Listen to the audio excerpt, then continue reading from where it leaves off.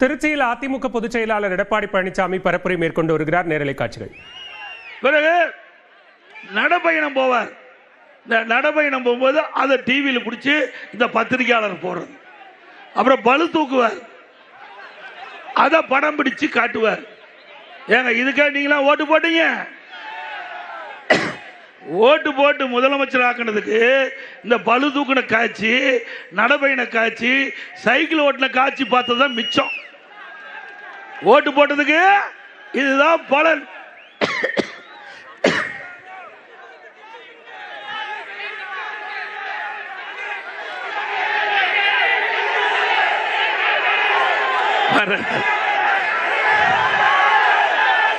அதோட இன்னொன்னையும் சொல்லியிருக்கிறார். எடப்பாடி பழனிசாமி மறைந்த தலைவர்களை கொச்சைப்படுத்தி பேசுறாரு சொல்றார். நான் அப்படி எங்காச்சும் பேசியிருக்கிறேன்னா? இதே இந்த மாவட்டத்தில் மாநிலவை உறுப்பினர் திரு சிவா இருக்கிறார்ல, அவர் பெருந்தலைவர் காமராஜரை பற்றி எவ்வளவு கொச்சப்படுத்தி பேசினார். எல்லா பத்திரிகையிலும் வந்தது, ஊடகத்திலையும் வந்தது. பெருந்தலைவர் காமராஜ் அவர் வேற கட்சியா இருக்கலாம், ஆனா நாட்டு மக்கள் அனைத்து கட்சி தலைவர்களும் அவரை ஏற்றுக்கொண்ட தலைவர் பெருந்தலைவர் காமராஜ் அவர்கள். அவர் இருக்கின்ற காலகட்டத்தில் இந்த நாடு வளர்ச்சி பெறுவதற்கு பல்வேறு திட்டங்களை கொண்டு வந்து நடைமுறைப்படுத்திய ஒப்பற்ற தலைவர் பெருந்தலைவர் காமராஜர் அவர்கள். மாண்பு அம்மா இருக்கின்ற பொழுது அவருக்கு தனி மரியாதை கொடுப்பாங்க. அப்படிப்பட்ட தலைவரை இந்த நகரத்தில் இருக்கிற திரு சிவா மாநிலவை உறுப்பினர் ஒன்றும் தெரியாதவரா? அந்த திமுக ராஜ்யசபாவில் தலைவராக இருக்கிறார். எத்தனை ஆண்டு காலம் இருக்கிறார், எத்தனை ஆண்டு காலம் நாடாளுமன்ற இருக்கிறார். அவர் பெருந்தலைவரை பற்றி கொச்சியா பேசினாரு. கண்டிக்க முடிஞ்சுதான் இந்த ஸ்டாலினால? உனக்கு தில்லு திராணி இருந்தா இன்றைக்கு மக்களால் போற்றப்படுகின்ற பெருந்தலைவர் காமராஜ் அவர்களை இழிவாக பேசுகின்ற பொழுது கண்டிச்சிருக்கணும். கண்டிக்கல. அது மட்டுமல்ல, மாண்பு அம்மாவை எப்படி எல்லாம் கேலி பேசினாங்கல்ல. நம்முடைய பொன்மனச்செம்மல் புரட்சி தலைவர் எம்ஜிஆர் அவர்களை அவர் மலையாளத்தான் சொன்னாங்களா இல்லையா? அப்பெல்லாம் எங்களுக்கு எவ்வளவு கோபம் வரும். உங்களுக்கு வந்தா ரத்தம், எங்களுக்கு வந்தா தக்காளி சட்னியா? திரு ஸ்டாலின் அவர்களே, நான் பல முறை சொல்லிட்டேன், தனிப்பட்ட விமர்சனம் செய்தால் அதற்கு தகுந்த பதிலடியை நாங்களும் கொடுப்போம், எங்களுடைய நிர்வாகி தொண்டர்கள் கொடுப்பாங்க. வேடிக்கை பார்த்துட்டு இருக்க மாட்டோம் இனிமேல். அதுபோல அப்புறம் இன்னொன்னு, ராசா ஒண்ணு பேசினார் பாத்தீங்களா? எல்லாம் ஆடியோவில் வந்தது இல்ல, எல்லா வலைதளங்களிலும் வந்ததா இல்லைங்களா? அதுல ஒரு கருத்து சொல்லி இருக்கிறார். அந்த கருத்தை நான் கிருஷ்ணகிரி மேடையில் பேசினேன். யார்? திரு ராஜா சொன்ன கருத்து. நாம யாரும் சொல்லல.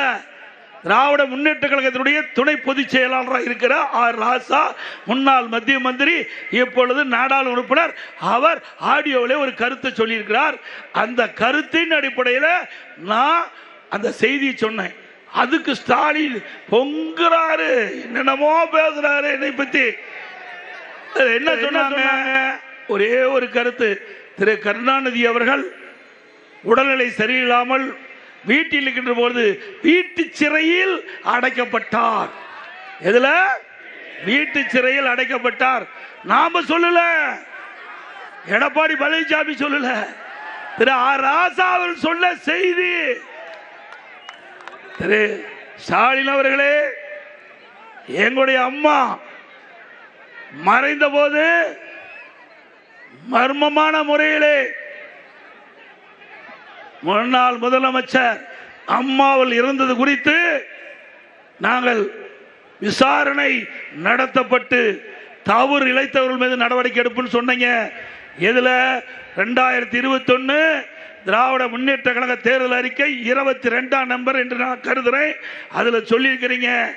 அதே போல இப்பொழுது ராசா அவர் சொல்லியிருக்காங்கல்ல, திரு கருணாநிதி அவர்கள் எதிரியா இருக்கலாம், ஆனா இந்த நாட்டுடைய முதலமைச்சராக இருந்திருக்கிறாரு. அதனால திரு ராசா அவர்கள் சொன்னது சரியா தவறா என்று விசாரிக்கப்பட்டு, அப்படி விசாரணையில் உண்மையாக இருந்தால் யாராக இருந்தாலும் விசாரணைக்கு உட்படுத்தப்படுவோம்.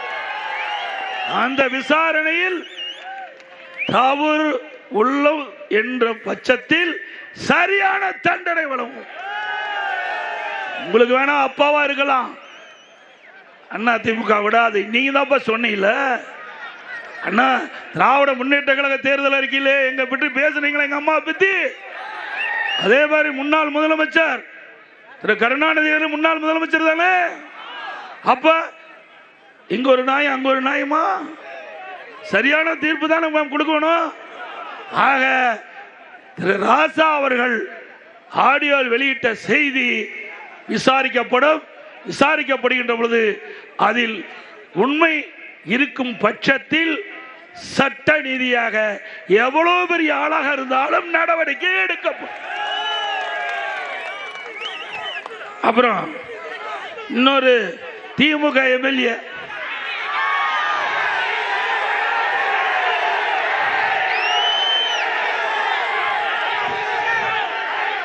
அவரு எல்லாம் பணத்தை திருடுவாங்க, நகையை திருடுவாங்க, கிட்னி திருடுறாங்க. உங்க ஊர் தாங்க, எல்லாம் உஷாரா இருங்க. வறுமையின் காரணம் ஸ்டாலின் சொல்றார், திராவிட முன்னேற்ற கழக ஆட்சியில தேனாரும் பாலாரும் ஓடுது, மக்கள் மகிழ்ச்சியோடு இருக்கிறாங்க, வறுமை என்ற சொல்லே இல்லை என்று. வறுமையின் காரணமாக, வறுமையின் கொடுமையின் காரணமாக ஏழை தன்னுடைய கிட்னிய அவர்கள் பணத்தாசை காட்டி வறுமையை பயன்படுத்தி முறைகேடா கிட்னிய எடுத்திருக்கிறாங்க. இது நாம சொல்லல, திராவிட முன்னேற்ற கழக அரசாங்கம், திமுக அரசாங்கம், திமுக எம்எல்ஏ மருத்துவமனையில் திமுக அரசாங்கம் ஒரு குழு அமைக்கப்பட்டு, அந்த குழு அந்த மருத்துவமனையிலே சோதனை செய்யப்பட்டு, அந்த சோதனையிலே கிட்னி முறைகேடு நடைபெற்றது உண்மை என்று தெரிவிக்கப்பட்டது. அதன் அடிப்படையில் அந்த புரோக்கர் எல்லாம் கைது பண்ணிட்டாங்க. ஆனா மருத்துவமனையுடைய உரிமையாளர் கைது பண்ணாங்களா? அண்ணா திமுக ஆட்சிக்கு வந்தவுடன் இதை முறையாக விசாரிக்கப்படும், சட்ட நீதியாக விசாரிக்கப்படும். இதில் தவறு நடக்கும் பட்சத்தில் எவ்வளவு பெரிய ஆளா இருந்தாலும் அவர் மீது உரிய நடவடிக்கை எடுக்கப்படும். யாராவது திராவிட முன்னேற்ற கழகம் நடத்துகின்ற மருத்துவமனையில் போய் ஆபரேஷன் பண்ணி இருந்தா நீங்க போய் ஸ்கேன் பண்ணி பார்த்துக்குங்க, உள்ள உறுப்பு இருக்குதா இல்லையான்னு பார்த்துங்க.